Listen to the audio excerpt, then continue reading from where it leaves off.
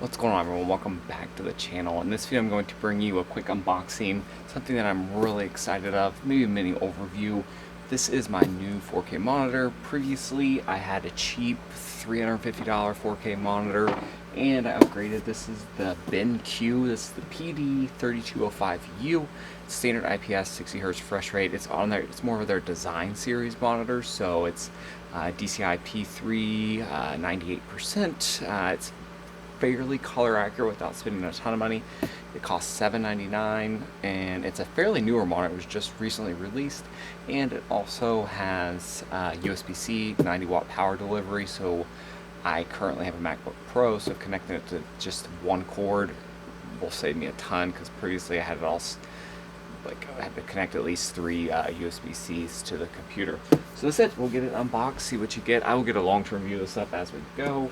It is in a massive box. That's the first thing I noticed, is just how big the box was. Even the UPS driver mentioned how big the box actually was. It was delivered by Amazon, UPS, or I bought it through Amazon. It was in stock at other places also, but I went the Amazon routes just because convenience. A lot of the same channels, but I've been really happy with just about everything with BenQ. They're a smaller company compared to some of the larger outfits out there. And I also looked at the Dell, the new Dell IPS Black 4K. So I think that's supposed to stay on there. So you get. It is factory color calibrated, so it'll kind of give you a little idea of that there. 6500K. Actually, you can look at all that yourself if you want. It's supposed to be a fairly color accurate monitor from what I've read and heard. So got this looks like for your USB. On the back, HDMI, you do get a USB-C to USB-C. Looks like a pretty short cable. That may be a concern. And then display ports. I already have multiple display ports, so I won't need that, but it's nice it comes with that. And then just power cord. The power brick is built into this. So there's no power brick within the actual monitor. I may actually use the stand. I have a monitor arm, so I'm not really sure. It's the back panel for the display. And this is the base. BenQ, if you start getting into their $500+ monitors, they tend to have really good bases with them. So this is miles above. This is basically all metal. It's pretty heavy, so I may actually use it because this is a pretty elegant base, and it would be able to, I sit some stuff on. My monitor arm's pretty cheap, and I usually have to adjust the tension every once in a while just because it does tend to sag down here and there.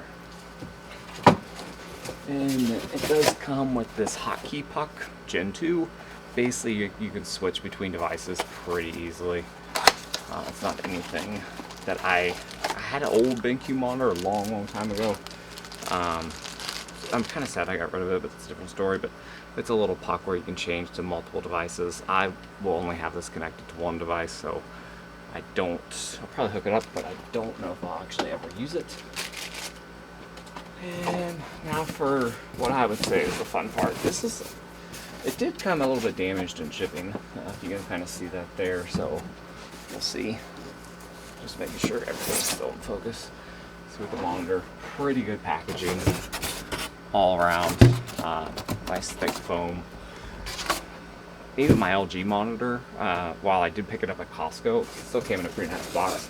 And it was packaged really well. So I think companies have came a long way with packaging this stuff to the best they can. I do like that, well, I don't like how that came off, but so far everything's recyclable.